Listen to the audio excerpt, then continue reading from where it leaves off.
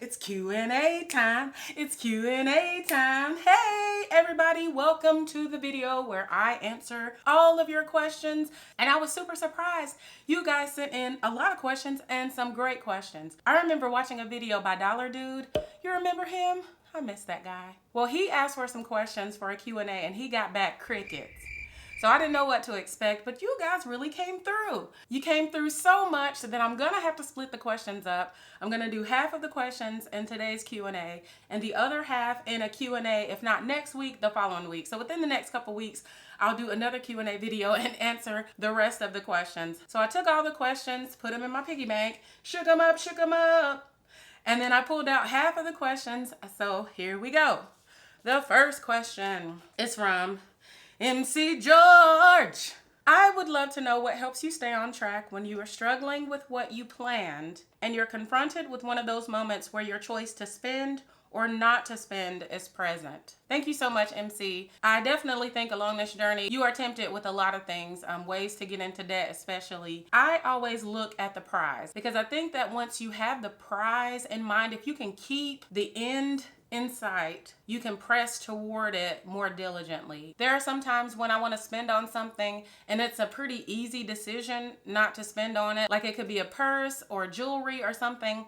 And I'm like, that can wait. And there are some times where it's an experience. And even with those, sometimes I just vet it against the end result, which is to be debt-free, to finally have this off my plate. In most cases, I make the best decision, the decision that gives me the most joy and the most peace. When you feel it, when you imagine how it is to be debt-free, it becomes something you desire in your body, it's something that you desire in your mind, in your feelings. That's what has helped me. Sometimes I might go out and buy some clothes or something like that, and I'll tell myself, if you don't wear this, like if you don't authentically feel like wearing this, like if you hang this up in your closet and you don't even think about it for 3 weeks, that 4th week, you need to be returning it. So I think that you better learn yourself and you just press past those moments. Like I said, when you want to spend on something, like actually vet it against what your end goal is and see if it really truly matters after that. Thank you. Question 2. WB. During your journey, what was your biggest pro and con? I would say a pro financially is that I got a raise while I was on my journey. And then also this channel. This channel has provided so much motivation. You have, not the channel itself, but you have provided so much motivation. It has held me accountable. And so that has been a big pro for especially these last couple years. The channel has really been a game changer for me. And I would say the con was when I finally realized that it was probably best for me to stop my 401k contributions. I had been my whole adult life been striving to make 401k contributions and to get to the point where I was finally doing that. But then when I realized how imbalanced that was with so much debt that I had at the time, stopping my 401k contributions was a really hard decision for me. Did it help me get out of debt sooner? Absolutely. But then at the same time, I'm missing out on those gains. So, that was probably one of the harder decisions I made along the journey. So that sucked. But thank you. Question number 3. Lena. Oh, Lena.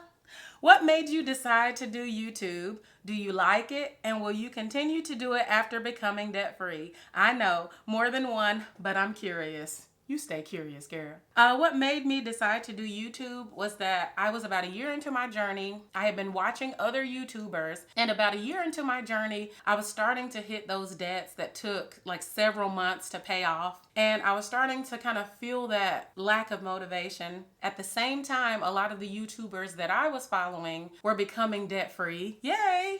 But a couple of them didn't continue with their channels. And so I was just trying to rebuild my circle of motivation. And then I decided to step into that role myself and become a YouTuber, hoping to inspire others, which turned out to inspire me more than I even thought it would. So that was really exciting. Do you like it? Let me tell you this, inside scoop. Any YouTuber who is editing their own videos likes some aspect of it. Because let me tell you, I'm leaning in here. Because to set up these lights and this camera and all that stuff, now that takes time, to get presentable, to get on camera.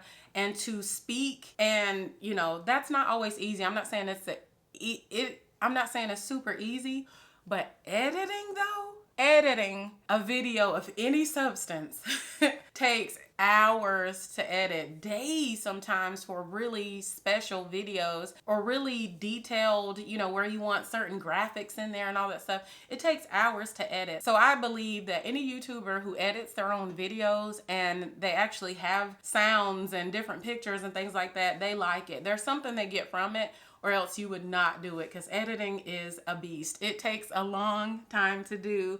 As a YouTuber myself, I have a newfound respect for other YouTubers. I'm liking videos like crazy because I understand now what it takes to put a video together. And will you continue to do it after becoming debt free? I definitely have so much more to do along my financial well-being journey, and I plan on sharing that with you. So I plan on doing it after I become debt free for sure. Thank you. Kels Finance Girl. Hey girl. She said hey girl too. Have you had experience with colorism growing up, and how to build up self-esteem? Love your energy and confidence. I love your energy and confidence. As I really search back through my childhood, I want to say no. I don't really feel I was discriminated against based on the shade of my skin. I grew up around a lot of different shades of skin. So I know I have an appreciation for different skin colors, and the different shades and colors of our skins. I think it's just beautiful. And I think that that is a big issue in our community and something we really need to get past. And on how to build self-esteem, this one is a really good one. First off, I want anybody watching this to know that you're important. You're important to your family. You're important to your workplace, your coworkers. You're important to God. You're important to your neighborhood. Like, you serve a purpose. And I understand that sometimes we can look at ourselves and pick things apart. Like, you need to change that. I do the same thing. You should change that. Why don't you look at that? Well, I used to. And then at one point I said, listen, either you change it or you shut up. Like, change it or shut up. But what you're not going to do is take these days to come and every day pick apart something you're not going to do anything about. So what I had to do instead was look myself in the mirror and say, okay, we're going to work on that. We're going to work on that. We're going to work on how we think. We're going to work on how we treat people. We're going to work on being kind. We're going to work on watching our mouth. We're going to do that positive self-talk, not negative self-talk, right? Get rid of that. Like, there was one part of my life where I was just like, okay, Lord, I don't have anything else to do here. Beam me up. And every morning he would wake me up. And so every morning I was woken up, I would say, well, you have purpose for me, because you could take me out of here, but you have left me in the earth. And there is a purpose that I have to serve. And that is enough for me to have a sense of pride and a sense of looking at myself to say, I am important. Do I love everything about me? No, there are some things that I'm going to work on. But I'm not going to hate myself. I'm not going to dislike something that I'm not going to do anything about. And I'm over it. And hopefully that encourages you. I want you to realize that I'm not saying that you're perfect, because we're imperfect, and that you don't need to change anything. But if you're not going to change it, don't beat yourself up about it. Get rid of the talk in your mind that says that's not good enough, because you're here, you're alive. And that's not a barrier to achieving your dreams or becoming who you should be, unless it is, and then you work on it. So that's another thing. Build up your self-esteem. If there's something you want to change it. If you want to become debt-free, become debt-free. If you want to treat people right, treat people right. If you want to be a kinder person, show kindness. I was past 30 whenever I decided to get braces. I felt to myself, I've had a beautiful smile my whole life. And it was crooked and everything. And I would cheese it up anyway. But I knew that it could look even better. And for the health of my teeth, it made sense for me to get braces. And I got braces, and I still cheese it up. That's just what I'm saying. I know I've gone long with this video, but I just want you to know you are important, and that's enough. And if God looks down on you and says you are important, then you find your tribe, the type of people who can see that importance. If it's not family, whoever, you find the tribe, but in and of yourself, realize, look in the mirror and say, hey, I'm proud of you. You've come a long way. You've endured some good things and some bad things, and you are still here. You're still fighting. You're still making goals and achieving them and surpassing them and making more goals. You have no boundaries. You are important. And build up your self-esteem. I love it. Great question, Kills. Okay, question 5 comes from Zagaligle, oh Zagala, Zagaligle, oh Zagala. All right. Are you making a good income from YouTube? I hope so. You are my favorite YouTuber. Well, you are my favorite. Am I making a good income from YouTube? Define good.